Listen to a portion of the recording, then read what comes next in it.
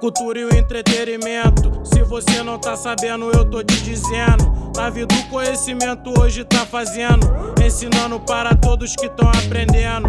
É no bairro carioca, fica em triagem. Só chegar, fica à vontade pra todas as idades. Os projetos aqui da nave é só de futuro.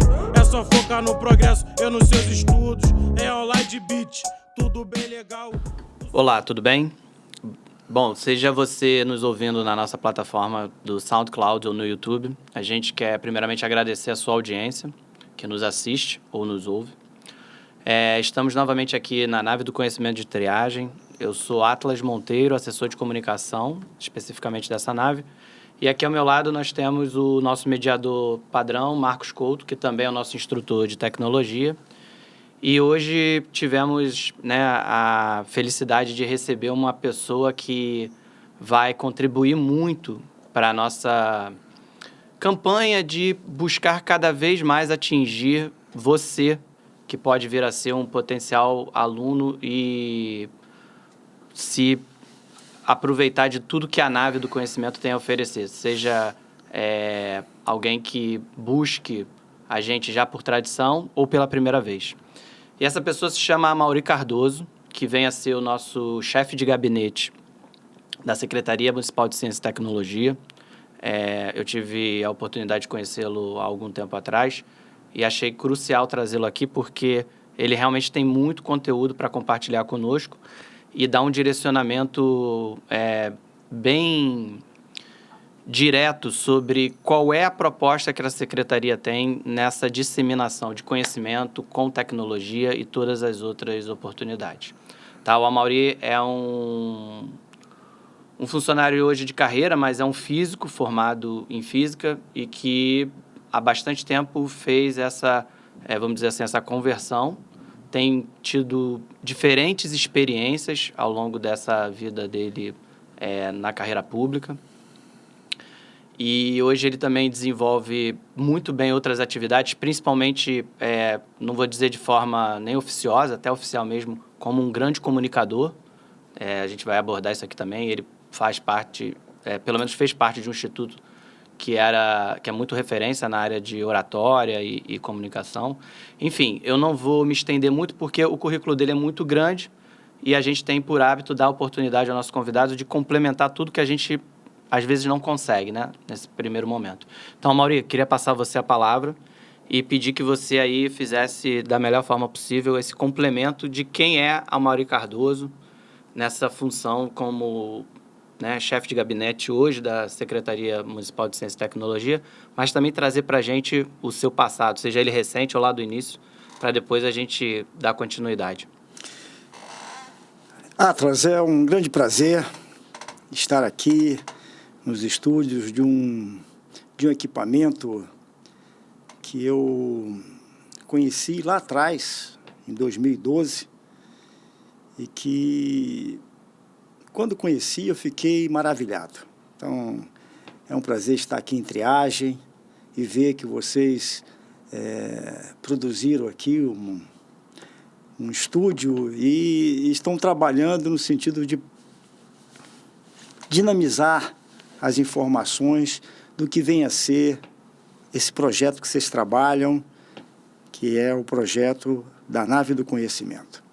Cumprimentar o Marcos, cumprimentar toda a equipe técnica que estão na produção desse encontro. O Atlas, eu quero não sei qual é o teu sistema, você tem naturalmente fará perguntas, mas eu talvez algumas delas eu até responda na minha explanação. Sem dúvida. Mas então eu quero saber se eu posso ficar à vontade para... A proposta realmente é essa. A gente tem alguma formalidade, mas como todo podcast é um bate-papo, A gente provavelmente vai abordar coisas que nem conseguimos imaginar antes. Perfeito. Você ficou muito gentil nas suas palavras iniciais ao me apresentar. Eu sou uma pessoa que identifiquei a importância do conhecimento muito cedo. Então, eu sou devorador do conhecimento. Se a grande maioria das pessoas soubesse a importância do que é ter o conhecimento, né, e como isso transforma o interior das pessoas, como isso traz segurança, como isso traz bem-estar, eu acho que nós teríamos, não tenho certeza, nós teríamos uma civilização melhor. Sem dúvida. Eu sou filho de pais de origem pobre. Eu sou filho de um carioca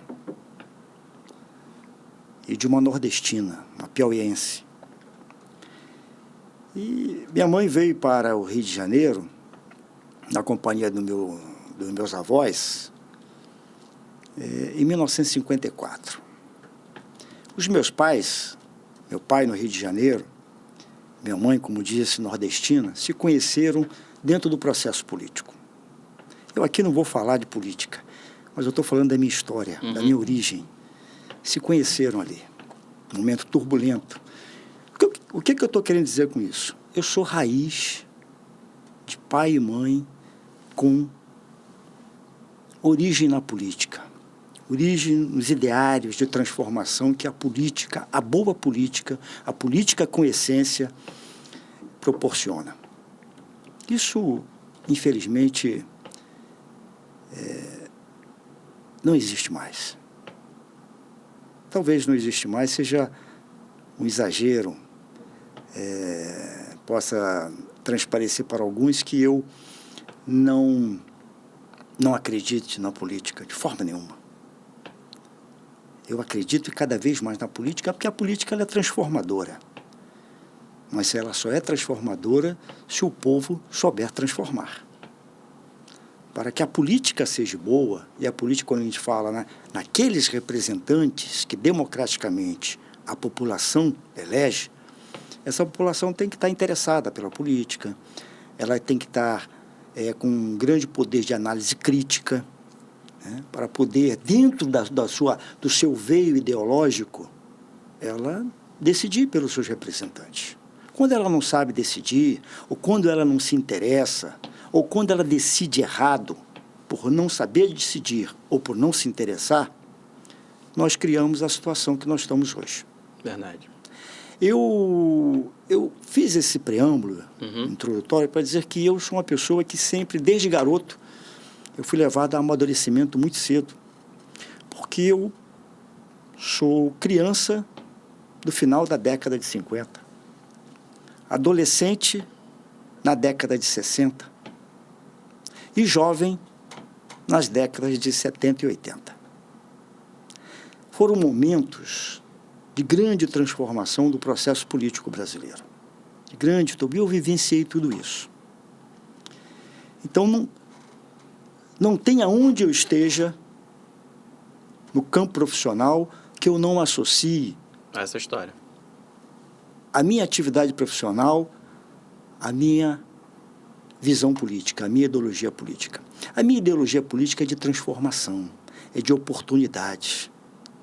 E a transformação e a oportunidade no ser humano, no homem, na mulher, ela vem da criança.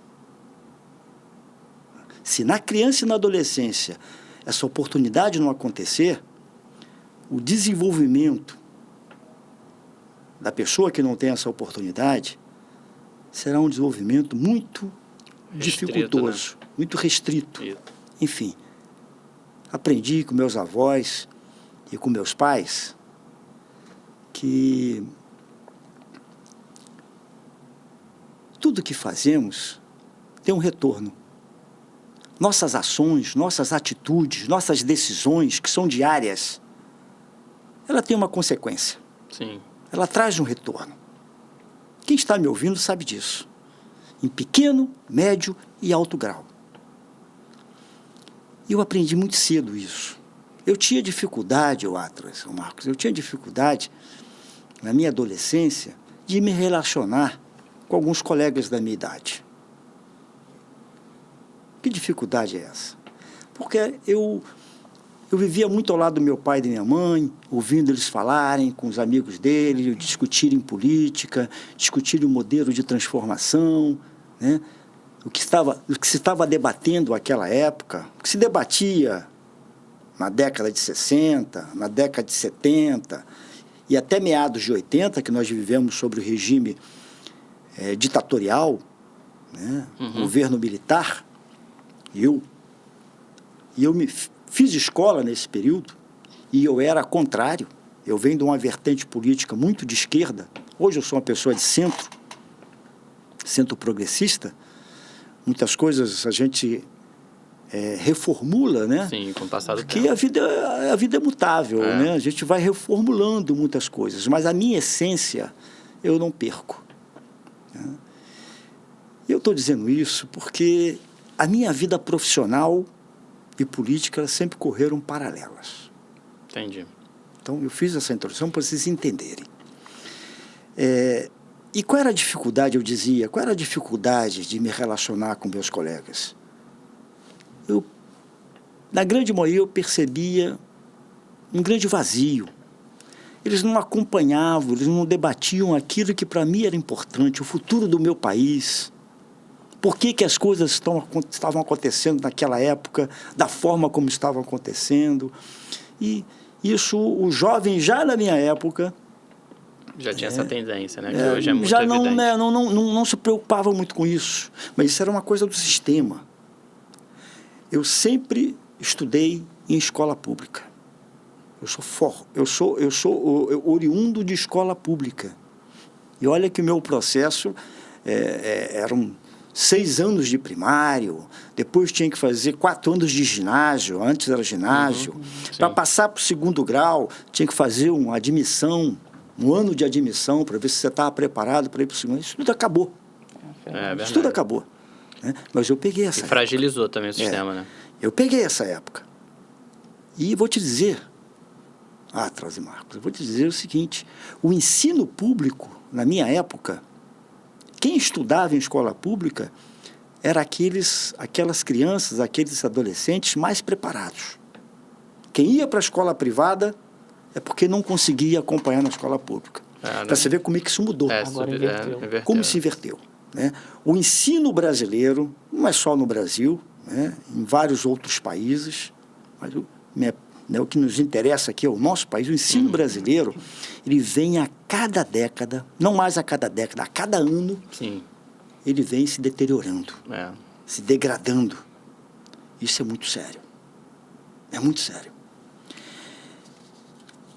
Eu resolvi me graduar em física.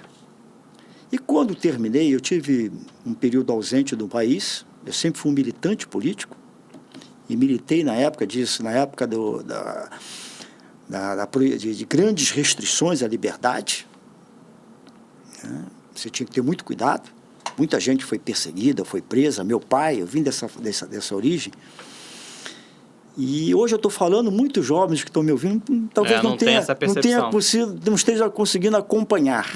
Sim. E eu até entendo, porque cada geração, né, tem um modo de vida diferente. Né?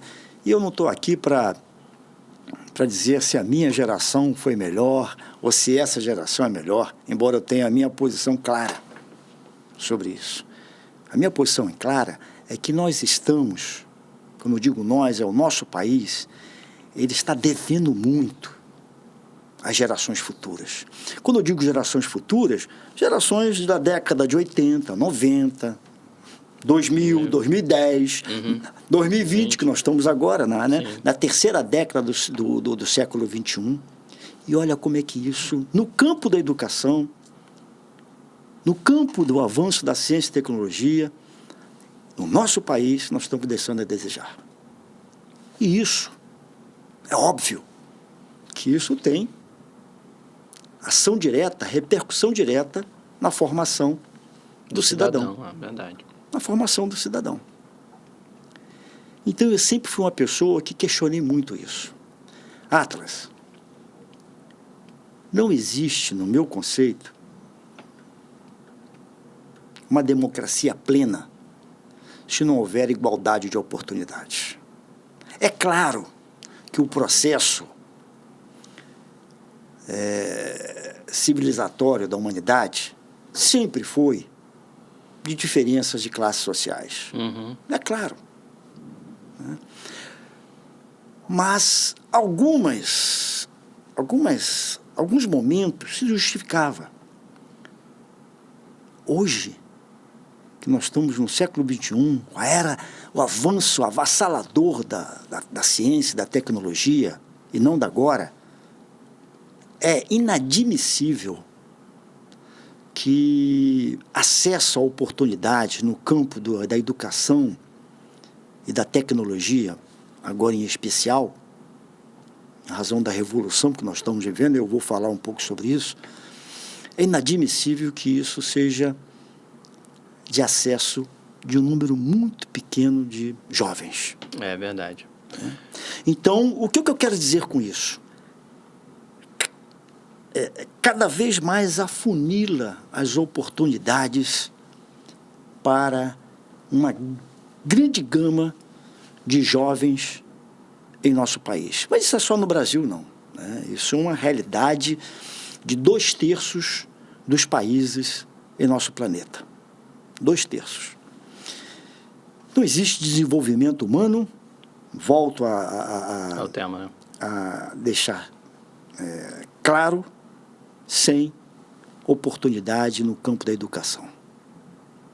Enquanto nós tivermos um ensino público degradante,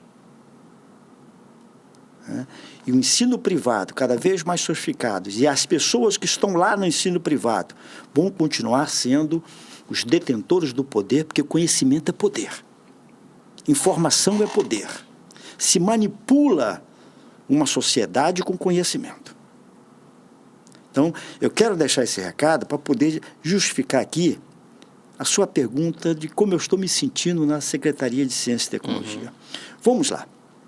Eu me formei em Física. Sou formado no início da década de 80. Eu estou dizendo a minha idade aqui, né? Eu me formei em 1982. Em 1982 eu fiz, por sorte, teve um concurso público e eu prestei esse concurso público. E tinha uma vaga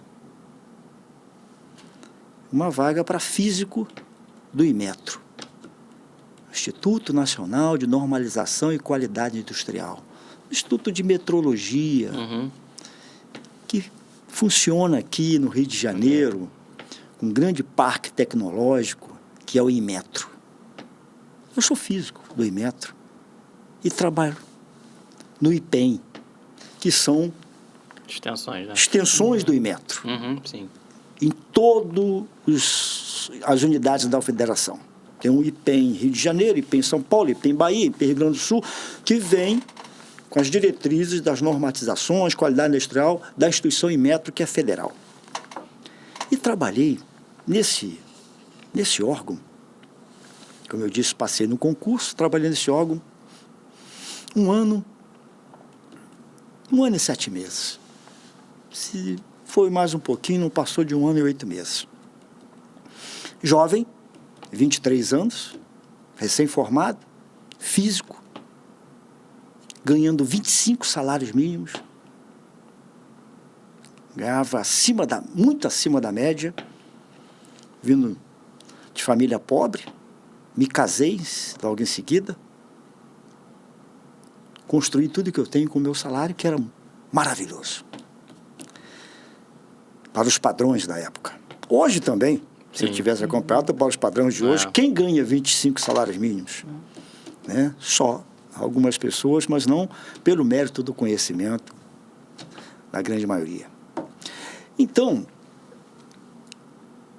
eu saía de casa, pegava um ônibus, pegava na porta, ônibus da minha empresa, ia lendo, estudando, chegava dentro do Parque Tecnológico do Inmetro, que é ali em Xerém, na subida para Petrópolis, descia do ônibus, batia meu cartão, ia tomar meu café, ela tinha tudo. Não tem. Refeitório, banco, tudo. Então, de segunda a sexta, fazendo isso. Vendo, tal, 17 horas, saí do laboratório, enfim. 1 ano e 8 meses. Para muitos é uma maravilha, né, Atlas? Hoje é o foco de muita gente. Para mim, Atlas, estava maçante. Imagino. Por que maçante? Estava maçante porque eu sou um generalista. Eu sou uma pessoa com sede de conhecimento. E aquele cotidiano estava me fazendo muito mal. Aconteceu, com a graça divina, que eu fui requisitado do meu órgão. Fui requisitado para a Secretaria de Ciência e Tecnologia do Estado, como físico. E era o único que tinha. Fui tirado de lá, canetada, e passei a exercer na Secretaria de Ciência e Tecnologia um trabalho ainda como físico. Mas depois passei por outras atividades, que eu vou falar rapidamente, que me obrigou, me exigiu me especializar fora do campo da tecnologia, do campo da ciência, como físico. E aí enveredei pelo campo da gestão. Por quê? Fui assessor de 3 prefeitos na capital, aqui do Rio de Janeiro, do nosso estado, do meu querido estado. 3 prefeitos. Fui assessor de 3 governadores. Falando dos cargos que mais me marcaram. Fui diretor-geral de obras do estado. Fui vice-presidente do DETRO. Enfim, fui diretor da Caserge, que é uma companhia ligada à Secretaria de Agricultura. Enfim, passei por várias instâncias que me obrigou a me especializar em gestão pública. Inicialmente, gestão pública municipal, pelo Instituto Brasileiro de Administração Municipal, o IBAM, a sede ali no Humaitá, e depois a Fundação Getúlio Vargas, na gestão pública estadual, que difere um pouquinho a legislação. Sim. Mas no núcleo geral, a administração é gestão pública. De uma maneira geral. Então, eu me especializei nisso aí. Também, para entrar num outro campo, eu fui fazer a Escola Superior de Guerra. Não sei como é que me aceitaram, porque eles fazem um pente fino. E meu passado é um passado contra o regime militar, uma pessoa de esquerda. Fui ser aluno da ESG, a Escola Superior de Guerra. Já fui por 2 vezes, em estratégia política e estratégia administrativa. Fiz ciências políticas, especialização em ciências políticas, para adicionar a prática da minha vivência na questão política com a teoria, estudar as filosofias, enfim. E sempre é importante, né? Independente do caminho que você comece, o outro sempre complementa. Então, no resumo, porque resumir uma vida, e eu tenho uma caminhada muito abençoada, porque vocês já devem ter percebido que essas oportunidades poucos têm. Poucos constroem, principalmente vindo de família humilde. Mas eu acredito que cada um tem uma missão. E a minha missão é ser contestador. Mas contestador com capacidade, com conhecimento, com poder de debater, discutir ideias. Então eu vejo hoje, e ainda continuo na política, mesmo com toda a degradação que ela vive. E vejo com tristeza que a culpa dessa degradação é da população, da grande maioria da população, não todos. Estamos hoje, como digo hoje, há 2 meses de um processo eleitoral, e cada processo eleitoral é importante. E a grande maioria continua sem interesse pela política, e a grande maioria vai no dia votar sem consciência realmente da pessoa, se é que ele vai votar em alguém, mas com a consciência de que aquele voto está sendo dado a uma pessoa que tenha bons propósitos. Não é uma cultura de se orientar, né? Exatamente, bons propósitos, pesquisar quem é o Atlas. Qual é a origem do Atlas? O que o Atlas fez no passado, se ele está vindo pela primeira vez? Né? Quais são os propósitos do Atlas? A grande maioria não faz isso. E aí, eu sempre digo nas minhas palestras, é como você abrir o tambor de uma arma, de um revólver, colocar uma bala, fechar, rodar. É uma roleta russa. Você tem 50% de chance de apertar o gatilho e aquela bala não detonar, e tem 50% de chance dela detonar. É o processo de todas as nossas escolhas. Se a gente não faz ela fundamentada, nossas chances de errar são de 50%. Mas teve uma coisa importante aí, assim, desculpa te interromper, que você falou da referência familiar, né? Porque você já dizia que até lá naquela época você não conseguia articular bem com os jovens. Sim. Mas dentro de casa você tinha uma referência muito forte que já te dava, já te tornava fruto desse meio, né? Atrás, minha mãe, como eu disse, nordestina, ela veio com uma missão também política. Nem meu pai nem minha mãe foram parlamentares, eram políticos. Meu pai era um político de porta de fábrica, falando com os operários, com os trabalhadores, sobre mudanças importantes. Estou me referindo à década de 60, 70, 80, né? Essas 3 décadas eles militaram. E minha mãe era uma professora primária, alfabetizadora, aqui, mais basicamente, próximo, na Tijuca, no Morro do Borel, no Morro do Salgueiro. Ela subia ali e, claro, como eu estou fazendo aqui, dava alguns recados. Buscava trazer algumas pessoas para uma reflexão. Então, o Atlas, essa é a minha origem. Vamos agora falar, para não ficar só nesse campo da história, que é importante. Cada um de nós você tem a sua história, sim, o Marco tem a sua história, enfim, quem está nos ouvindo ou nos vendo tem cada um a sua história. E a nossa história, quem faz somos nós. Porque cada um de nós tem um propósito. Muitos que estão me ouvindo falam assim, mas por que eu vivo numa condição diferenciada? Não sei te responder, mas algum motivo tem. É como consequência, né? Uma consequência, realmente. Algumas das vezes, não, na maioria das vezes, uma consequência de algo que você precisa se despertar. Verdade. As pessoas, acho que encaram muita coisa, uma confusão entre consequência e castigo, né? Eu acho que, de uma maneira geral, as pessoas se veem muito castigadas. Mas... Eu não quero enveredar nesse campo, senão a gente vai se estender. Isso é uma conversa para uma outra entrevista. Sem limite, né? Sem limites. E eu sou uma pessoa que respeita todas as crenças, né? Desde que ela não nos bitole a condição de raciocinar. Verdade. A religião ela não vem para aprisionar, ela vem para libertar.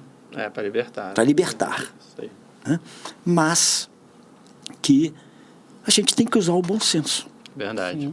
Mas na história, religião e política nunca, né, tão afastadas. Perfeito. Pelo contrário.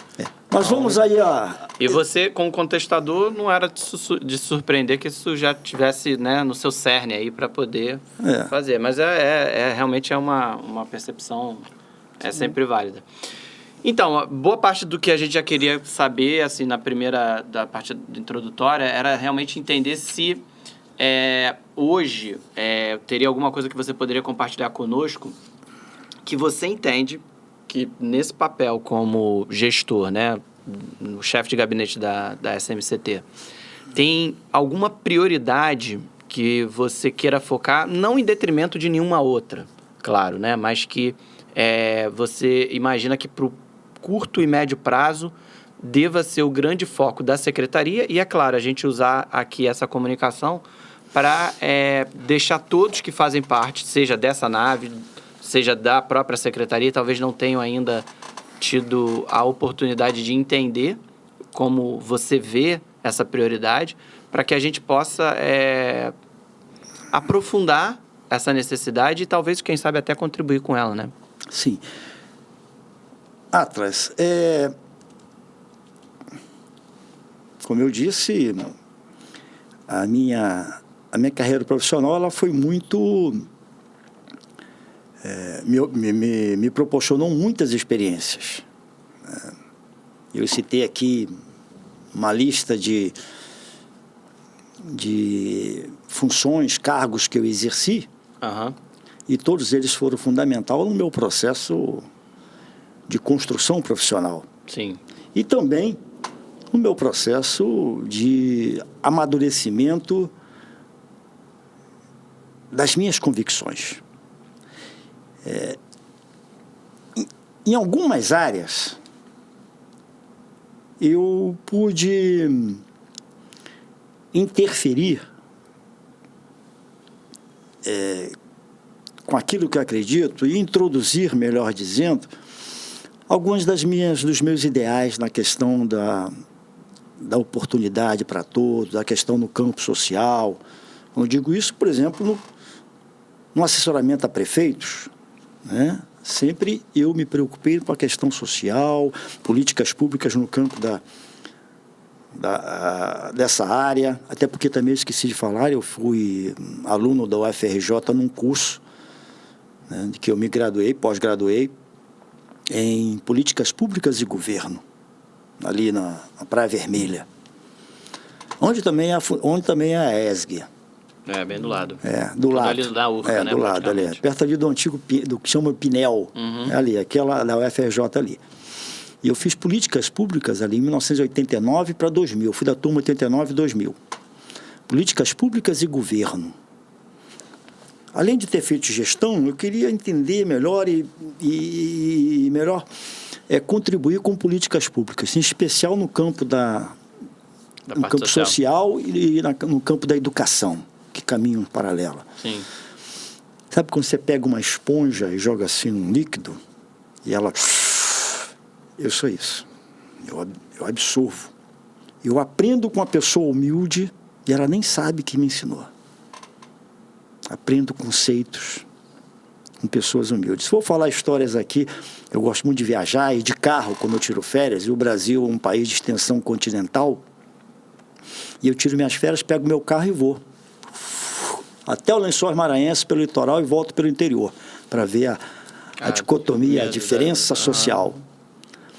Fui até o Sul, até o Chuí, resolvi, entrei no Uruguai, Argentina, atravessei o Mar del Plata, voltei para o Brasil. Fui para o Pantanal, um pedaço do Pantanal, é claro, pelo Centro-Oeste. Só não conheço de carro e não viajei, foi o Norte. Ali, Amazonas, Acre, tenho grande vontade, mas a companheira que me acompanha tem medo desse ecossistema. Realmente, hoje em dia é mais desafiador mesmo. Então, aí por isso que eu também, porque eu viajo sempre acompanhado, por isso então que eu não fui a essa região do meu extenso país. E nessas minhas andanças, eu observo como o nosso país é rico e observo como o nosso país é diverso. Diverso na cultura, na educação, e tão carente de oportunidades. Olha, isso é de entristecer. Eu quero aqui pular para dizer, em cima disso, dizer o seguinte: todo o processo civilizatório acontece transformações. Né? E muitas transformações, o que eu falo em dia, escrevo em alguns artigos meus, que eu me refiro a estratos da história. Cada um de nós, percebendo ou não, somos extrato da história. Vocês são extratos da história. O que é o extrato da história? Você, numa proporção que seja mínima, você influencia no modus operandi ou na vida das pessoas que estão ao seu entorno. Uns são de proporção maior, né? E outros são de proporção gigantesca. Jesus Cristo foi um grande revolucionário, um grande extrato da história. E a filosofia dele está viva até hoje. Verdade. Mahatma Gandhi, Martin Luther King, tem tantos outros humanistas. Eu aqui não quero enveredar no campo da ideologia, que respeita a opinião de cada um, no campo da esquerda, da direita, mas o processo civilizatório é feito de mudanças, e tanto no campo da ciência, que foi Newton, a grande evolução, né, com Newton, mas aí depois Newton foi desbancado, até algumas teorias de Newton, por Einstein. Né? E Einstein também agora, enfim, o país, o mundo, o universo, ele vive em constante mutação, constante mudança.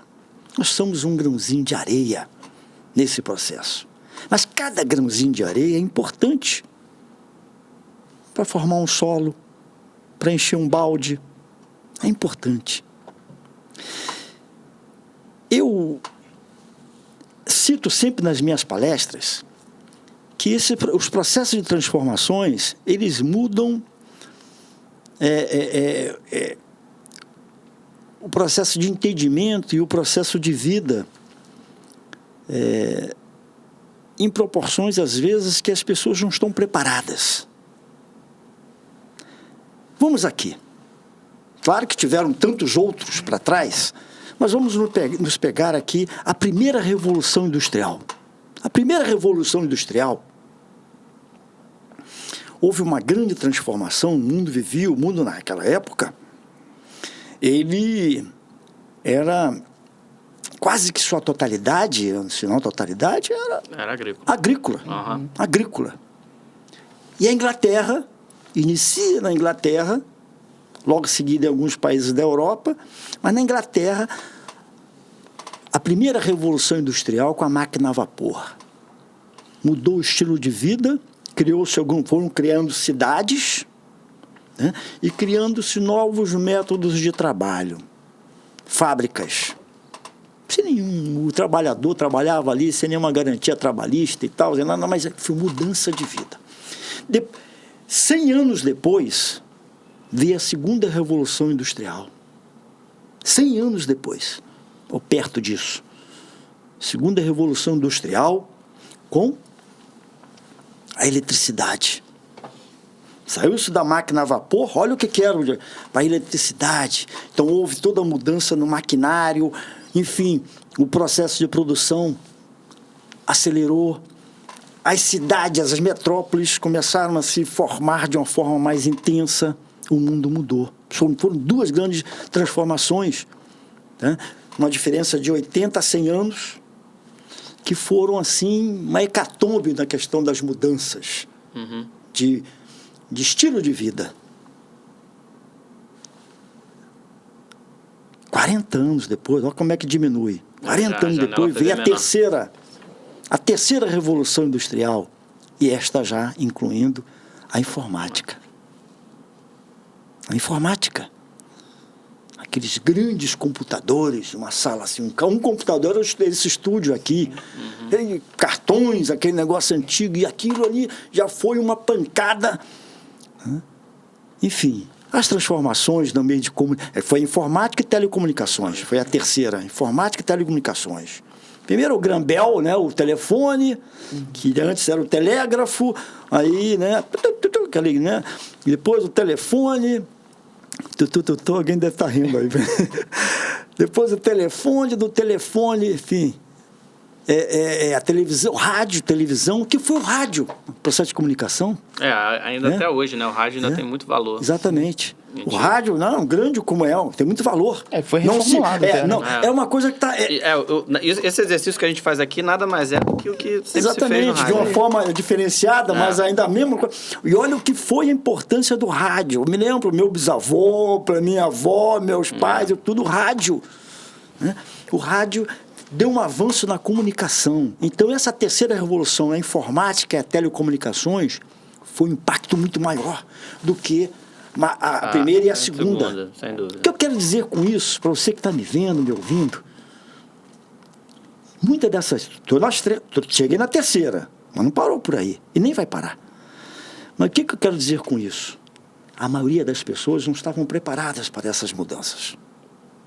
Não estavam. Houve uma repercussão nisso? Houve. Mas a repercussão maior está acontecendo agora. A quarta revolução. A inteligência artificial. O avanço da biotecnologia. É isso que está acontecendo, que iniciou no final do século passado, século XX, final da década de 80, 90, e que agora está numa proporção avassaladora, a tecnologia. Poucos países, e os que estão preparados, continuam dominando o mundo, e quem não está preparado perdeu o momento na história, e nosso país é um deles. Nós passamos para ser um país industrializado com um atraso de quase 70 anos. Nosso atraso na questão tecnológica não é tão grande, mas na tecnologia um atraso de 10 anos já é muita coisa. Até menos. Ou até menos.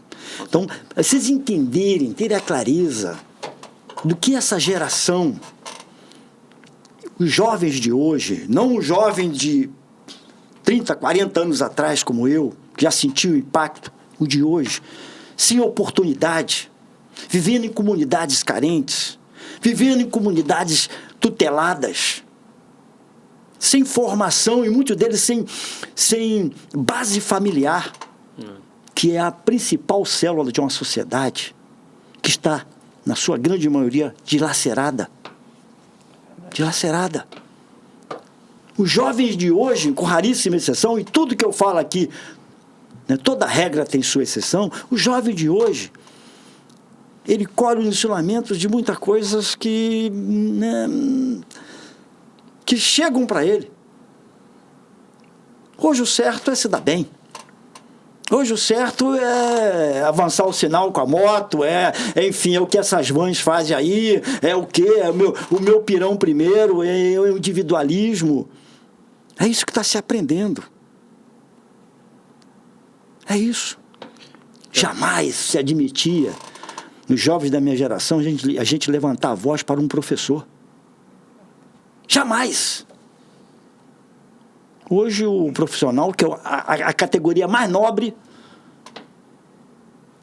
hoje o profissional de educação é totalmente desrespeitado. O jovem não estuda e se levar um zero, ele bate no professor. A que ponto se chegou? Eu já vi. Então eu fico pensando que geração daqui para frente vai se ter. Por isso, eu estou me alongando muito, eu quero agora falar da minha experiência na Secretaria de Ciência e Tecnologia. Nós estamos na quarta revolução industrial. Este século, que começou em 2001 e vai a 2100, este século, estes 100 anos, e eu já escrevi um artigo sobre isso, será um período na história onde, se o século XX, dos grandes descobrimentos, tanto no campo da ciência, da medicina, da física, da arquitetura, das artes, de tudo, foi um século promissor. Este que nós estamos vivendo, quem tiver oportunidade, eu atravessei, vim numa época, nesta minha lembrança de vida, que é minha religião, enfim, eu vivi essa transformação. Eu nasci no início da segunda metade do século XX e ainda vou viver um bom tempo, se grande arquiteto do universo me permitir, neste século XXI. E olha como eu, até nisso, eu experimentei choques de mudanças muito fortes. Eu gosto muito de ver filme medieval, filme antigo. A mudança ali acontecia num espaço longo, demorava. Hoje não. Hoje não. Olha, eu fui uma das pessoas que eu era diretor-geral de obras, já disse aqui, né? 1993 eu era diretor-geral de obras, quando começou a ter os primeiros aparelhos de celular. Era aquele que abria assim, um tijolão assim. Saíram os primeiros 3 mil. 3 mil, no Rio de Janeiro. Eu era um desses primeiros 3 mil, porque a minha função me exigia. Toda hora, obras, diretor-geral de obras. E eu andava na rua, me lembro, no centro da cidade, onde era a Secretaria de Obras, eu andava com aquele telefone pendurado, e a minha secretária ligava, eu doido para ela ligar, só para eu pegar, falar, e todo mundo ficava olhando. Hoje qualquer um tem um celular. E não passou tanto tempo. E hoje é o seguinte, você muda, a tecnologia muda de 6 em 6 meses. Aí quero entrar no assunto desse momento que nós estamos vivendo para dizer o seguinte, principalmente aos jovens. O desafio que vocês estão enfrentando, o meu lá atrás, foi pequeno em comparação de vocês. Os jovens hoje estão muito perdidos, Atlas. E exatamente isso. Estão perdidos, Atlas, porque eles não estão preparados. Eu digo jovens, a grande maioria. Jovens de origem social humilde, de classe média, de classe C, D e B, que tem várias, né? Classe B ali. Bem elástico. Né? Enfim, esses jovens estão sem oportunidades, estão perdidos, estão com o ensino degradado. Pô, mas o professor Maurício só está falando de desgraça, no motivo, não, estou falando a realidade. Essa é a realidade que governos após governos têm deixado, salvo raríssima exceção, salvo questões pontuais de um governo ou outro, visionário, que busca amenizar o prejuízo que é não ter uma educação de qualidade, o prejuízo que é não incentivar a ciência e a tecnologia. País que não investe em educação, em ciência e tecnologia, é país do atraso. Nenhuma nação é próspera se o povo não tiver uma educação de qualidade. Mesmo com suas riquezas naturais, minerais, como é o Brasil. Olha o Japão. Destruído 2 guerras. Uma ilha vulcânica, onde quase 60% do solo, né, é vulcânico. Olha o Japão. Olha as transformações que tem nos países e vem da onde? Investimento no ser humano, investimento na educação, investimento tratando com seriedade a questão da ciência e tecnologia. E agora nós estamos no século XXI, século de grandes transformações no campo humano, campo tecnológico, que uma coisa está associada à outra. Olha os agravantes que nós teremos no meio ambiente. Os agravantes que nós estamos tendo na questão social. Crises sociais absurdas. Não é só o Brasil, não. Mas estou me referindo ao nosso. Pleno século XXI, famílias inteiras morando embaixo de marquise. A realidade está muito preocupante. Aí, a minha experiência na ciência e tecnologia. Senão eu vou ficar falando outras coisas, não é? Mas assim... A minha experiência na ciência e tecnologia é o seguinte. Eu conheci o Eduardo Paes em 2007. Na anterior, sim. Tive uma passagem com ele muito forte. O Eduardo Paes sempre sonhou em ser prefeito da cidade. E ele veio para um partido do qual eu era o secretário-geral, aqui na capital. E briguei muito dentro do partido para que o Eduardo tivesse a legenda, que é aquela chancela que é dada para que o político concorra. Briguei muito, quase fui expulso do partido. Conheci. Por quê? Porque eu conheci Eduardo, não pessoalmente, mas conheci Eduardo novinho, quando ele foi subprefeito. E ele ia para a rua. Ele foi subprefeito numa área aqui da nossa cidade, aqui da capital, foi Jacarepaguá. uma área, muita carência, que é a zona oeste da nossa cidade. A carência está em tudo quanto é lugar. No Rio, realmente, esse... Mas ele foi subprefeito ali. Problema de alagamento, ele estava lá, ele enfrentava os problemas novo. Garoto, posso chamar porque eu sou mais velho que o Eduardo. Espero que ele ouça isso aqui. E ali eu comecei a observar um garoto de família de um nível social alto, mas com preocupação social, gostava da boa política. Todos nós temos nossos defeitos, eu tenho os meus. Todos nós temos. Eu não estou falando de ideologia, estou falando em visão social. Sim. Mas visão social não basta ter só visão social. É necessário que tenha oportunidade e ao ter oportunidade, está preparado para ela. Como gestor.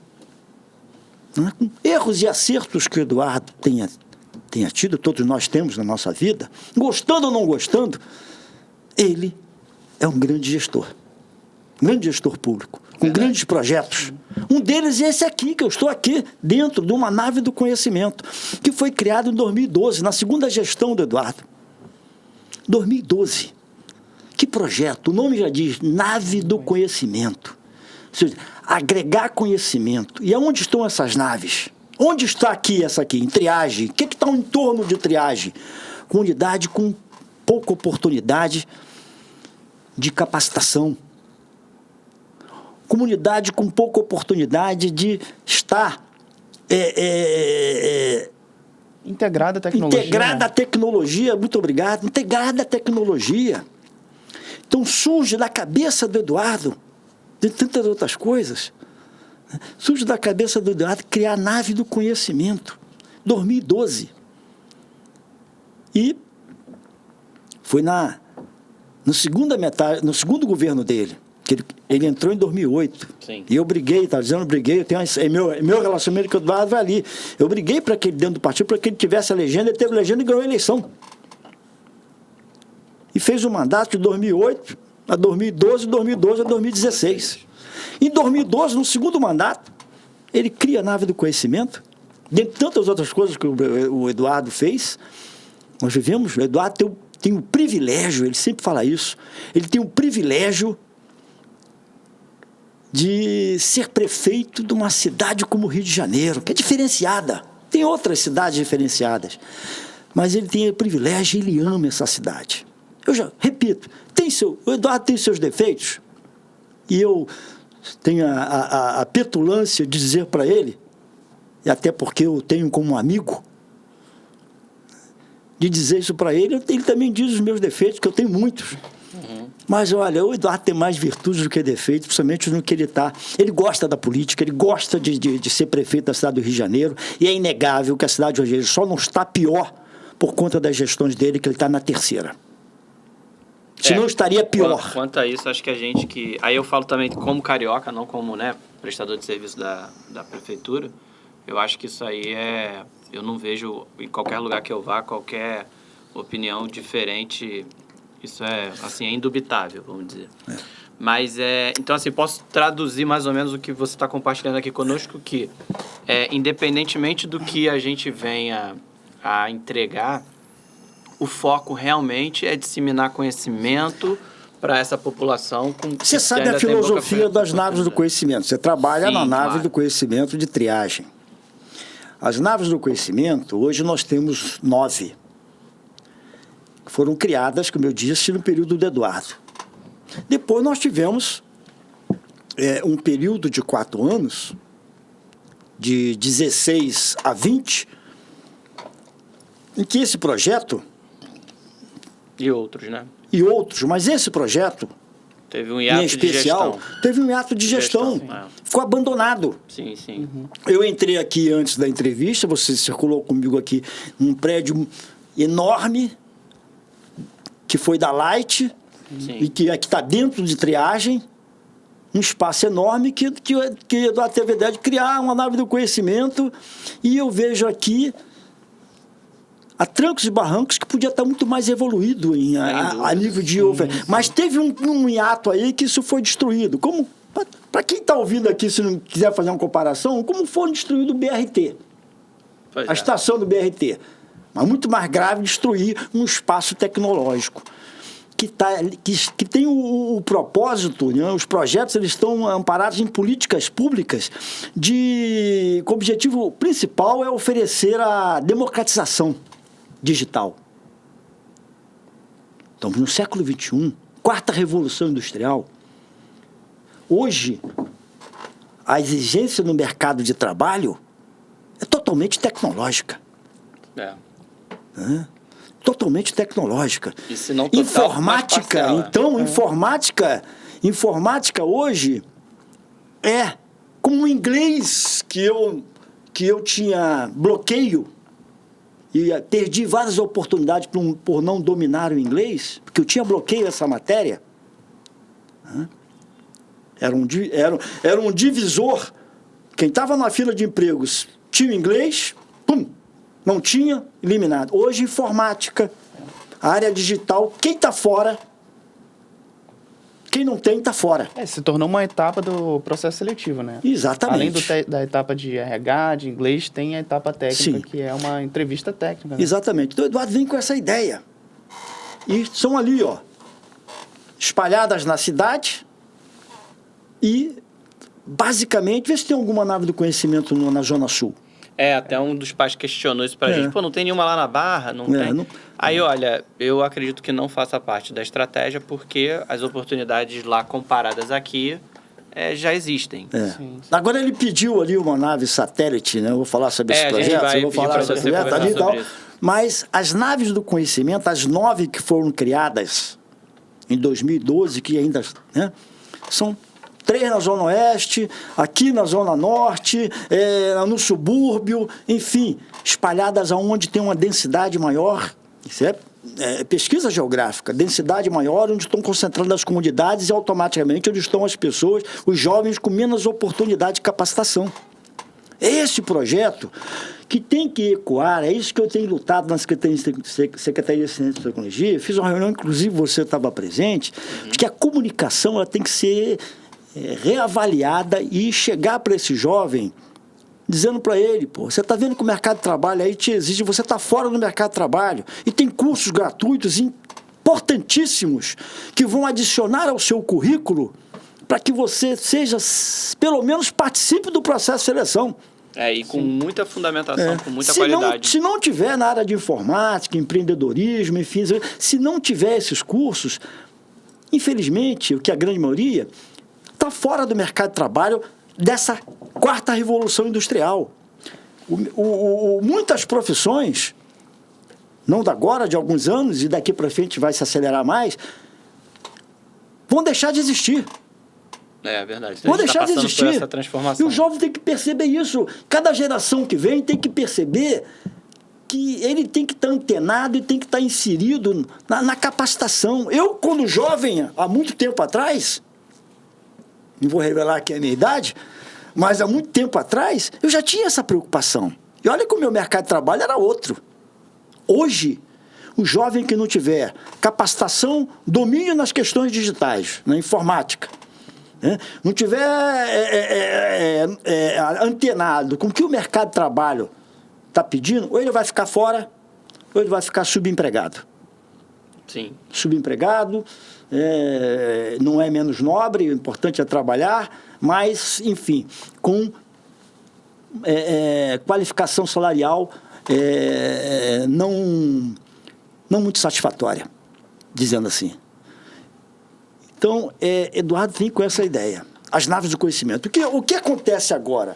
Eu recebi o convite para atuar na chefia de gabinete da Secretaria Municipal de Ciência e Tecnologia, onde eu estou atuando atualmente. Depois de tudo que eu já passei, tudo foram experiências que me transformaram, tudo foram experiências que me deram um amadurecimento muito grande.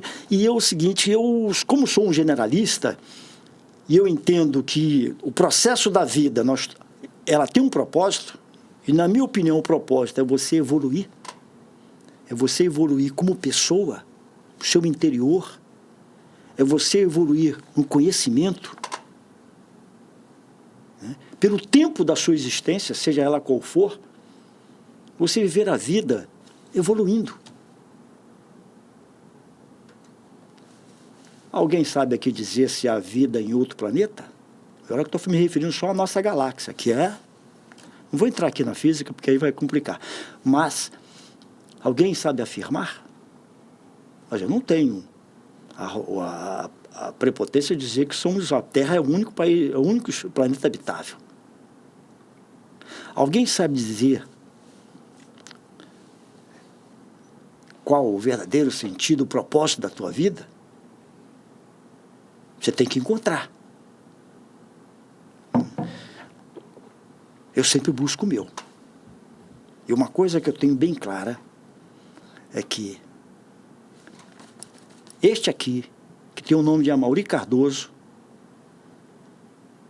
entende que eu tenho que buscar me evoluir. E a evolução vem do conhecimento. A evolução vem de você estar integrado às mudanças, aprendendo com elas.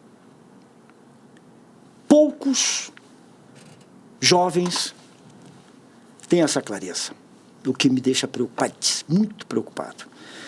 A Secretaria de Ciência e Tecnologia, ela tem, na visão do prefeito Eduardo Paes, o seu significado. Tanto que o orçamento da Secretaria de Ciência e Tecnologia, ele, em comparação ao orçamento, inclusive, de alguns estados, né? O município o município do Rio de Janeiro tem um orçamento maior que alguns estados, né? Mas a cidade do Rio de Janeiro sempre foi uma cidade cultural, uma cidade transformadora, né? Onde estão aqui as grandes universidades, né? Então, é um campo tecnológico. Então, um prefeito moderno não pode prescindir de, mesmo no círculo dele geográfico, que é uma cidade, e no caso do Rio de Janeiro, a capital do estado, ele não pode fechar os olhos para isso, né? Como aconteceu há 4 anos atrás. Enfim, dá um investimento, um orçamento à Secretaria de Ciência e Tecnologia que possa proporcionar a ela fazer uma pequena diferença na vida de pessoas que mais precisam. Essa foi a visão do Eduardo com a nave do conhecimento, né? Mas isso não é uma questão. A questão não só da educação, mas da ciência e tecnologia, isso vem de governo para governo, muda um pouquinho e tal, mas a ciência e tecnologia no nosso país, o Ministério da Ciência e Tecnologia, sempre teve recursos parcos, pequenos. Ou seja, proporcionalmente a gente está... pequenos. Tá? E olha que e sabendo que um país, para disputar com o outro, ele tem que estar, né, investindo em ciência e tecnologia e em educação, que são paralelos ali. O Eduardo faz um investimento, né? Esse investimento é interrompido por 4 anos, de 2016 a 2020, e nós retomamos agora, está no 2º ano de governo, 2º ano, né? E nós retomamos agora, e lá, quando eu fui convidado, foi para atuar, ajudando, do 1º ano de governo, e agora nós estamos podemos dizer, com a recuperação dessas naves, né, na sua infraestrutura, e também com o andamento de 3 projetos. A expansão que do aí projeto. a extensão do projeto. O que são esses projetos que vocês estão querendo saber? Nave espacial, nave satélite e nave online. Todos esses projetos, eles vêm com a filosofia, não, o núcleo da nave do conhecimento, que é o quê? Oportunizar capacitação, ampliar oportunidades no campo digital. Então a gente vai ter outras 3 frentes, teremos 4 frentes para poder... A nave espacial, elas serão unidades laboratório. Ah, tá. Né? A princípio seriam duas carretas, está sendo licitado, 2 carretas, tipo um laboratório, que elas são itinerantes. Legal. Irão em algumas regiões da nossa cidade, né, em algumas comunidades, e ali oferecer aqueles cursos rápidos. Né? Cursos rápidos, enfim, de introdução, enfim. Interessante. Tá? Então, o escopo, em síntese, para não... Né? Deixar um embrião ali, uma Isso. semente, para trazer, talvez, para locais mais físicos como o nosso. Digamos que ele vai capilarizar. Sim.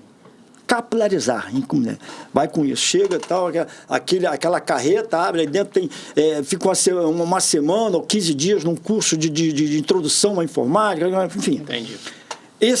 A nave online, ela foi assim uma sacada por conta desse processo da pandemia. Olha a transformação que trouxe a nível mundial a pandemia. Comportamento, em tudo, na mudança da vida. Uns perceberam mais, outros perceberam menos. Mas houve uma mudança muito grande, muitas empresas quebraram, enfim, foi um choque. E a nave online, ela foi idealizada, foi sacada, porque nós vemos o seguinte... A própria educação brasileira, que vem num processo de atraso na sua metodologia... Se acelerou, né? Então, hoje, a associação a equipamentos tecnológicos, a informática, inclusive no campo educacional, que já está se dando com atraso, porque nos países da Europa e outros países desenvolvidos isso já é padrão, né? Porque o mercado de trabalho é tecnológico. Então, a escola, a grade curricular de uma escola, ela tem que se adequar às mudanças. A evolução, né? Principalmente a evolução no campo tecnológico. O que adianta eu ter um ensino da década de 50, 60, se hoje o mercado de trabalho, né, vive outra realidade? A educação não está acompanhando a demanda. Não está acompanhando. Né? Você vê agora está se falando agora, de pouco tempo atrás, que está começando a falar nisso. Né? Mas está muito embrionário. Sim. Essa nave online, ela após a questão da pandemia, ela identificou, né, que o processo do ensino virtual, ele, cada vez mais, ele se consolida. E a pandemia, inclusive, ajudou nessa consolidação. Verdade. Agora, veja como é que foi aqui no Brasil e em outros países menos desenvolvidos nesse campo. O ensino perdeu-se muito. 2 anos de escola fechada, praticamente. Ficamos sem nenhum dos dois, exatamente. Né? Não tinha um para substituir. E quando tinha o virtual, mas aí a maioria dos alunos das comunidades carentes não tem Wi-Fi, não tem Wi-Fi, não estava preparado e perderam. Sim. Foi realmente há estudos muito sérios sobre o impacto, né? Exato. Que vai ser percebido, sabe-se lá quando. Então isso visualizou mudanças significativas no aprendizado. Caiu a ficha, como diz no popular. Sim. Caiu a ficha. Mudanças no aprendizado. Então, você veja que há um dado da Unesco em que, a nível mundial, 1,5 bilhão de jovens foram afetados por essa situação da pandemia no campo do ensino. Interrupção, isso aumentou a evasão, enfim...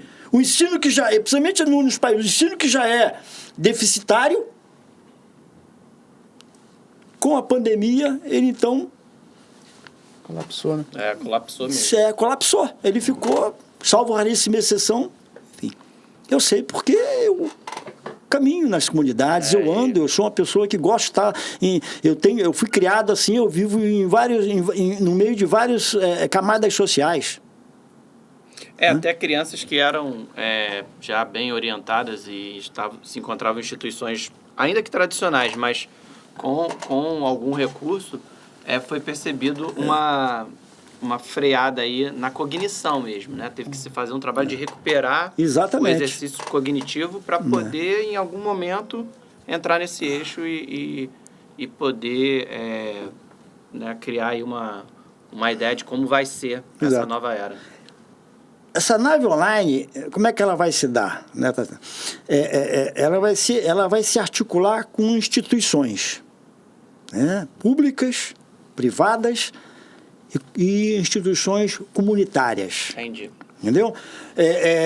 Colocando postos avançados assim de um espaço físico, mesmo que seja limitado, em 12 metros quadrados, não sei qual é, ali nem que seja cursos elementares no campo da informática. Começar a pipocar núcleos, né, online, com a questão de proporcionar aonde não tem o acesso. Entendi, tá? então. Numa proporção, não numa dimensão como uma nave espacial. Né? Uhum. Uma nave espacial, uma nave do conhecimento. A nave espacial, ela é itinerante. Entendi. Carretão, tá, 2 a princípio. E a nave satélite. Essa, estão preparando agora o edital, 3 vão ser realizados pela Rio Urb, e 3 diretamente pela Secretaria de Ciência e Tecnologia. Tá? E a gente pretende, 2 meses no máximo, né, já está com essa licitação e essa iniciativa, porque essa nave ela vai ser implementada, a nave satélite dentro de 9 CIEPs. Entendi. Tá? Já estão escolhidos, não posso aqui ainda detalhar qual deles, mas já estão escolhidos, 9 CIEPs. Aí um deles é na Zona Sul, perto ali da Rocinha. Mas aí faz sentido, porque exatamente. deixa atendendo o mesmo público, né? Provavelmente será naquele CIEP Nação Rubro-Negra. E eu quero dizer que eu sou rubro-negro, sou flamenguista. Hoje, inclusive, temos um grande jogo decisivo, mas voltando lá. Então, as naves satélites serão... Sabe aquele espaço que tem no CIEP, que era um projeto maravilhoso, que era ali a biblioteca, então, aquele redondo? Então, ali. Legal, legal. Então, a nave satélite é uma mini nave do conhecimento. Entendi. Ficou bem claro agora, foi bem eu acho, para não detalhar muito, né? detalhar muito, então é isso. Então, esses projetos já são da atual gestão da Secretaria de Ciência e Tecnologia, que a gente está correndo para colocar, para trazer uma novidade. Novidade, né? Com a mesma visão de políticas públicas da nave do conhecimento, que é a mãe. Né? Que é o projeto que saiu da cabeça do prefeito Eduardo Paes, que é a mãe, né? E que agora a Secretaria de Ciência e Tecnologia, nesses 3 novos projetos, nave espacial, nave online, nave satélite... Incrível como elas não, na sua explicação, a gente percebe que elas não competem, né? Elas se complementam. Exatamente. Bem colocado, Atlas. Elas se complementam. O objetivo é capilarizar. Né? Porque não dá para fazer de uma hora para outra 20, 30 naves do conhecimento, uma estrutura como, né? Sim. Então, se está fazendo... o custo nem justifique, exatamente. Né? Está se fazendo na mesma filosofia de políticas públicas, que é capacitar o jovem com cursos... principalmente no campo tecnológico, com cursos de empreendedorismo, que é importante a visão, a conhecer a importância do empreendedor, do jovem empreendedor. Enfim, isso aí eu quero te dizer, Watson, que isso aí me fascina. Por quê? Imagino. Porque eu resgato a sua história, né? Minha história lá atrás, no campo da tecnologia, com a primeira formação como físico, e depois, quando eu digo, nos últimos 20, 25 anos, eu me dediquei mais à gestão. Por conta dos cargos que eu fui convidado a exercer, e fui um privilegiado nesse sentido, porque me exigiu me capacitar no campo da gestão e me deu a oportunidade de trabalhar gestão, discutir gestão. Enfim, agora eu estou fazendo na Ciência e Tecnologia, como chefe de gabinete, ajustar a gestão e auxiliar a subsecretaria de projetos tecnológicos e inovação, que é uma subsecretaria que nós temos lá, e tem uma secretaria de gestão. Então, eu auxilio a gestão e auxilio essa subsecretaria tecnológica, né, de projetos tecnológicos e inovação, no que tange... Os projetos já foram pensados pelo subsecretário, mas no que tange a... Parte técnica mesmo. Acelerar a implementação, a efetivação desses projetos. Que aí fica o quê? Fica ampliado o link fica ampliado o link de participação, de oferecimento, de oportunizar a participação de outros jovens que não são alcançados por 9 naves do conhecimento, que a gente deve reconhecer. Foi um principal passo, foi um importante passo, mas ainda é pouco. Sim, pouco. Sim. Tem que sempre pensar com essa questão de então, aí faz esses capitalizadores, né? Botando ali um pouquinho aqui. O Marcos, né, na pesquisa aqui que a gente faz do convidado, o Marcos levantou uma questão que eu acho muito importante, que também é a visão da secretaria para o mercado. E aí o Marcos acho que queria falar da Web Summit, que vai estar para chegar ano que vem. Essa foi uma grande conquista. É a primeira vez que está vindo, né? É a primeira vez. Essa feira, ela foi uma feira tecnológica, né? E ela ficou por 6 anos consecutivos na Europa e Portugal.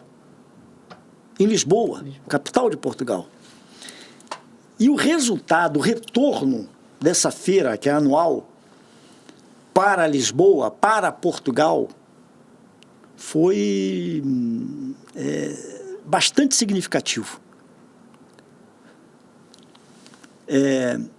Colocou Portugal como o centro da discussão tecnológica empresarial.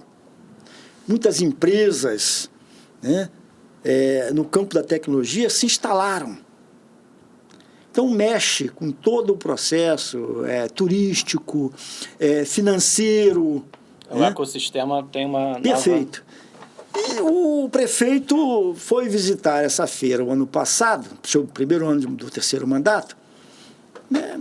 Já sabia o Eduardo, ele é uma pessoa que, quando ele estava fora do governo, ele era vice-presidente de uma empresa chinesa, né, inclusive de fabricação de carro elétrico, né? Uhum. E Eduardo sabe da importância dessa questão, dessa feira, né, acontecendo aqui, né? A importância da tecnologia, né, da educação e da tecnologia, né, mas em especial a importância dessa feira para a dinamização do mercado, né? Mercado tecnológico. Isso. Então ele foi lá, tal, conversou, aquele jeito dele. E conseguiu trazer. É a primeira feira na América do Sul, né? Na América Latina. Caramba. A primeira que vai acontecer. Tá? E foi escolhido o Brasil. Mas no Brasil tinham alguns competidores. O que mais estava oferecendo coisa era Porto Alegre. Sim. Que realmente é um berço hoje para trazer de tecnologia. E aí, com o Eduardo, veio para cá. Se fosse o prefeito anterior, que, porra, até as naves do conhecimento estavam sucateadas, não viria. Isso é uma questão de oportunidade. Sim. E está vindo para cá, vai acontecer em maio, e vai ser, e provavelmente não vai ficar só um ano, e vai ser de um grande ganho, né, para a nossa cidade, para o nosso país como um todo, mas em especial para a cidade do Rio de Janeiro, para o estado do Rio de Janeiro. Então, realmente é importante, porque a gente acredito que a grande maioria não tem essa ideia, independentemente até daqueles que estão inseridos já no mercado tecnológico. Né? A gente reconhece o valor da feira, mas eu, particularmente, quando o Marcos trouxe essa novidade, alguns segundos de dúvida permanecem. Ele vai acontecer mesmo? É isso? Legal, nossos projetos, enfim, e vai ser de uma que isso é a nível mundial. Sem dúvida. Né? Não dá nem E para mensurar direito o impacto. Vai ser de um grande impacto para a nossa cidade e para o que está acontecendo de avanço na área tecnológica em nosso estado, em nosso país.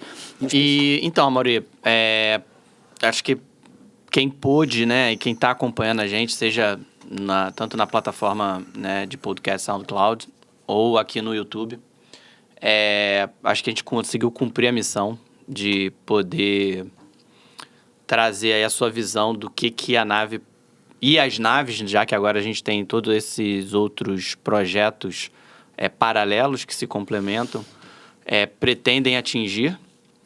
Mas a gente tem por hábito aqui sempre dar ao convidado, né, no final, ainda apesar de tudo que foi dito, às vezes a gente não acredita que consegue cobrir tudo. Às vezes parece que falta algum tema ou algum assunto que seja realmente relevante e por qualquer razão, né, a gente aqui no nosso processo de pesquisa não conseguiu listar ele. E eu queria te dar essa oportunidade para você, antes da gente fazer o encerramento, né, final, trazer para a gente alguma coisa que você entenda que vale a pena ainda ser compartilhado com o público que está nos assistindo ou nos ouvindo, para poder complementar aí tudo que você trouxe, tanto da sua história quanto do projeto NAVE, do projeto Secretaria de Ciência e Tecnologia, seja para o mercado, como foi o caso, né, que a gente trouxe aqui, que o Marcos lembrou muito bem, da Web Summit, ou da ideia original, que é popularizar, disseminar e dar oportunidade ao acesso do conhecimento. Bem, Atlas, eu primeiro quero agradecer a oportunidade, dizer que eu me sinto muito gratificado de chegar em um espaço público como esse, a nave do conhecimento, e sendo esta a nave do conhecimento, a nave de triagem, onde, quando eu joguei no Waze, o endereço, o Waze me falou se eu tinha certeza que queria ir, porque era uma área de risco. Isso, enfim, isso tem que acabar. A gente não está sendo utópico, mas infelizmente isso aí choca algumas pessoas. E eu, que sou uma pessoa que ando por vários lugares, tem uma função que eu exerci, que eu não falei aqui, não vou falar, mas que me existia aí em muitas comunidades. Então, eu fui e vou e ando em muitas comunidades. Eu gosto do contato social. Eu gosto de conhecer, embora seja uma dura realidade, eu gosto de conhecer. Não sou um homem de gabinete, embora hoje seja chefe de gabinete, mas nunca fui uma pessoa de ficar muito em gabinete. Nesta função estou ficando mais. Uhum. Mas também estou numa fase de vida que eu acho que tem que dar essa contribuição. Mas nas funções por onde eu passei, eu era uma pessoa muito de rua, de estar dentro das comunidades, subir regiões vistas como perigosas, e nunca tive problema. Nunca. Nenhum. Bom, como eu sou da Zona Oeste, eu convivo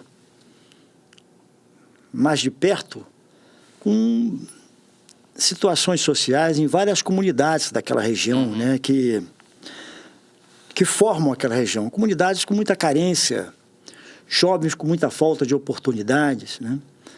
Então, a minha vinda para a Secretaria de Ciência e Tecnologia, ela tem uma experiência toda diferenciada, né? Primeiro que resgata a minha primeira formação no campo tecnológico como físico. Sou bacharel, licenciatura plena né, e funcionário de carreira de um órgão na área de tecnologia. Embora afastado já há muitos anos, e enveredei no campo da gestão pública, nos diversos cargos que eu já ocupei, que já mencionei aqui no início. Mas essa experiência na Secretaria de Ciência e Tecnologia, toda experiência tem uma importância, né? Tem um diferencial. E na Ciência e Tecnologia ela me resgata o passado e ao mesmo tempo me coloca num projeto novo aqui no Rio de Janeiro, na cidade do Rio de Janeiro. Ela tem que fazer um diferencial nesse campo de oportunizar a capacitação, em determinados setores da tecnologia que estão mais vinculados ao mercado de trabalho, e com isso oportunizar ao jovem uma condição de disputar, né, com se não com igualdade, mas com alguma condição de disputar com aqueles que têm uma realidade diferenciada. Isso, para mim, não tem preço. Eu estou há pouco tempo na Secretaria de Ciência e Tecnologia e te confesso que estou adorando essa experiência, né? Gostando muito esses projetos. Por si só, o projeto da Nave do Conhecimento já justificava. Pois tá? Sem dúvida. É um belo projeto. Né? E esses outros que estão saindo, que já a gente está, inclusive, aflito para poder já efetivar esses projetos que eu citei aqui, né? Nave satélite, nave espacial, nave online, cada um na sua capilaridade, na sua especificidade, mas a coluna dorsal é a coluna mestra da nave do conhecimento. Então, isso é importante porque eu sou uma pessoa que valorizo, por conta da minha origem, do meu berço, que eu já falei também rapidamente, né, eu valorizo o diferencial que o conhecimento, que a capacitação transforma, né, nas vidas das pessoas. Né? Então, eu quero deixar para o jovem um recado de que eu entendo esse momento de grande transformação, porque essa geração, e as que estão por vir mais ainda, estão passando. A transformação do campo tecnológico, a transformação no mercado de trabalho, a transformação no estilo de vida, e isso não tem sido acompanhado pelo facilitador das oportunidades.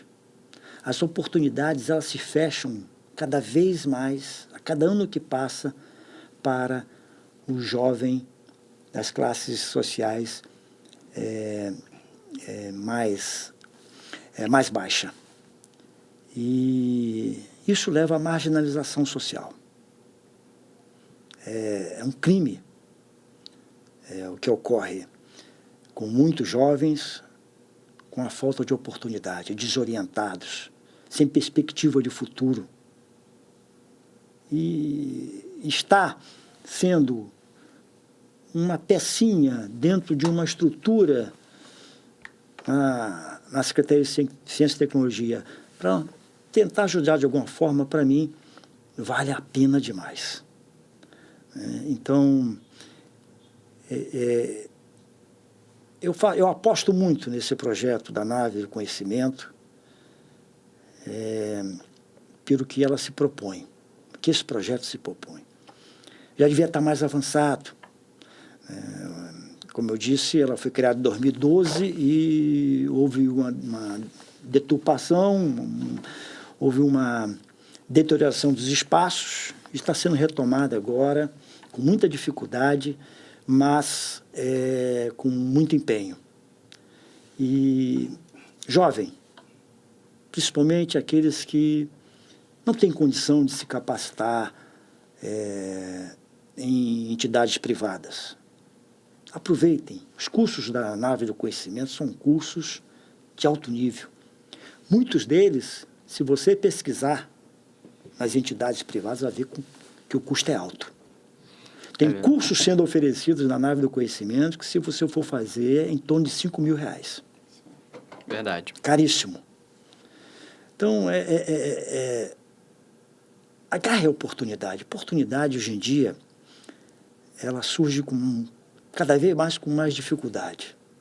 Agarra essa oportunidade, vai se especializar, vai se capacitar, vai melhorar o seu currículo. Não caia no desânimo, não perca a motivação. Eu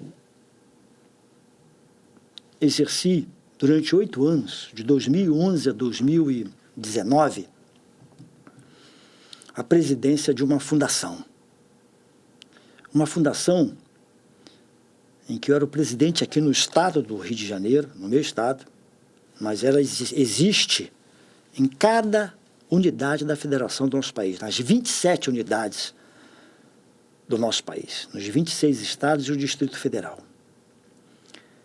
E essa fundação, ela leva cursos, oficinas, palestras, promove seminários, de tudo gratuito. Material didático, tudo gratuito. Olha, eu fiquei 4 mandatos de 2 anos, 8 anos. Olha como me fez bem. Dei muita palestra, aprendi muito.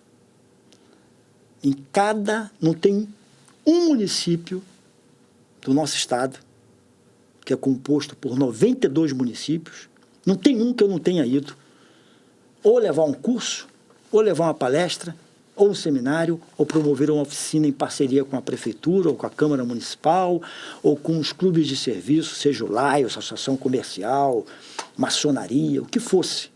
Nossos cursos, esses cursos nessa fundação, todos gratuitos, mas nós comprávamos. Convênio com a Universidade Nacional de Brasília, a UNB, olha o conceito, que era um curso de formação política, curso de cidadania. O Instituto Brasileiro de Administração Municipal, IBAM, que era curso de gestão pública municipal. Estudamos o poder executivo, o poder legislativo, o papel da prefeitura e o papel da Câmara Municipal.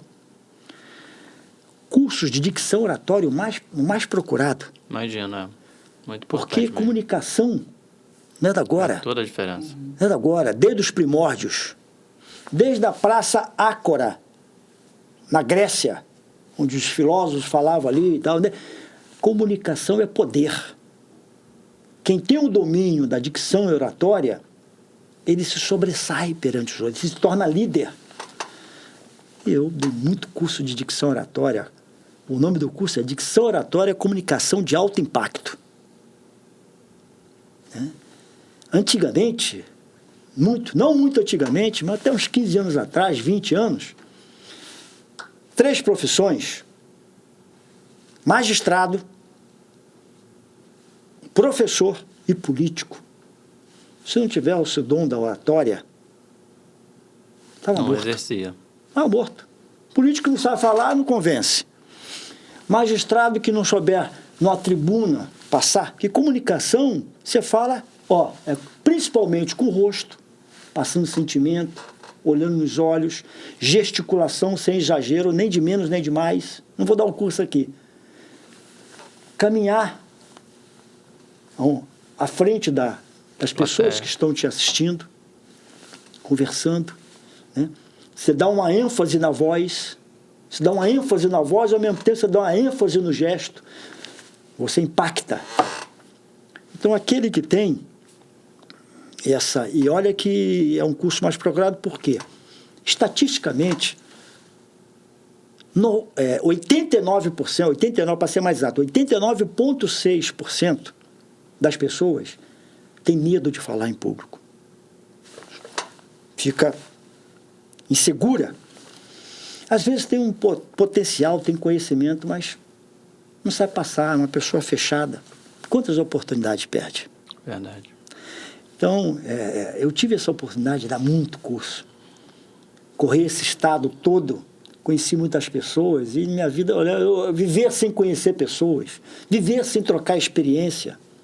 Viver sem ensinar e aprender, para mim, desculpe se eu estou sendo arrogante, é uma vida um pouco fútil.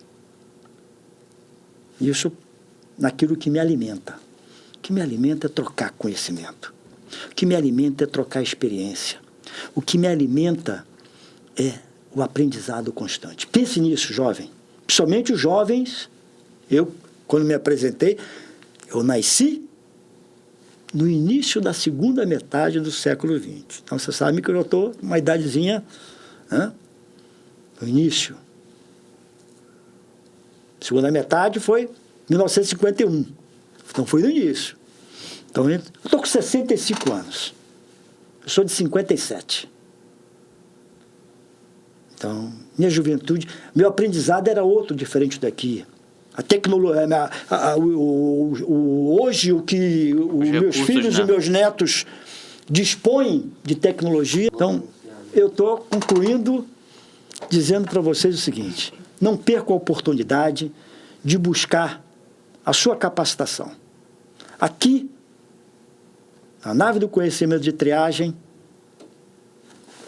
ao entorno dela tem muitos jovens que precisam ter consciência de que aqui encontram uma oportunidade. Vá em busca dela. Essa é a minha mensagem. Eu quero agradecer a vocês a oportunidade, agradecer àqueles que vão nos ouvir, vão nos assistir, né? E espero que a mensagem que eu tentei afirmar aqui, deixar, ela tenha sido bem recebida e entendida. Fica o meu abraço, desejando sucesso à equipe aqui da nave do conhecimento de triagem e desejando principalmente aqueles que procurarem a nave, seja de triagem ou qualquer uma das 9 vinculadas à Secretaria Municipal de Ciência e Tecnologia, que lá encontre uma chance de avançar, que seja um pouco, no conhecimento e na capacitação. O meu abraço, felicidade a todos. Amaury, muito obrigado, né? Eu te falo aqui em nome da equipe toda, Gabriel Loyola, Ed Martins, que fizeram aí a parte agradecer a sua equipe, de produção e captação da imagem, o Ederson Félix, que está ali do outro lado, né? Fazendo a gravação do som. Meu inseparável mediador aqui, Marcos Couto. Tá bom? Muito obrigado. Foi realmente, assim, de bastante enriquecedor a tua história. Exatamente, completando aí o que você falou.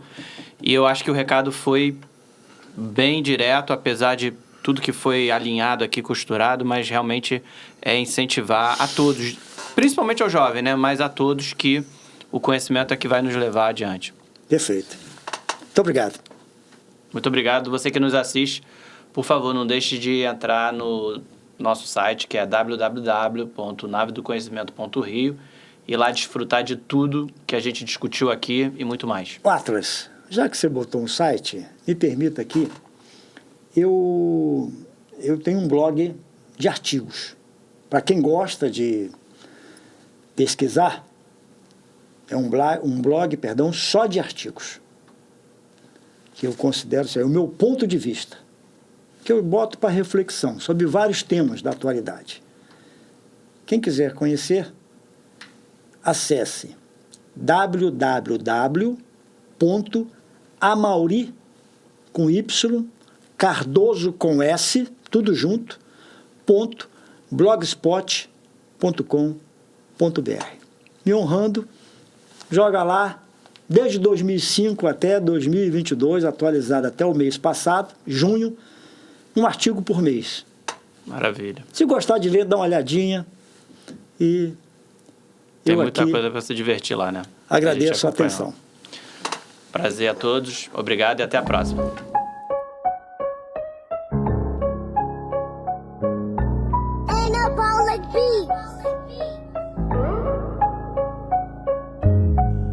apoiando a cultura e o entretenimento. Se você não tá sabendo, eu tô te dizendo. Nave do conhecimento hoje tá fazendo, ensinando para todos que tão aprendendo. É no bairro carioca, fica em triagem. Só chegar, fica à vontade pra todas as idades. Os projetos aqui da nave é só de futuro. É só focar no progresso e nos seus estudos. É aula de beat, tudo bem legal.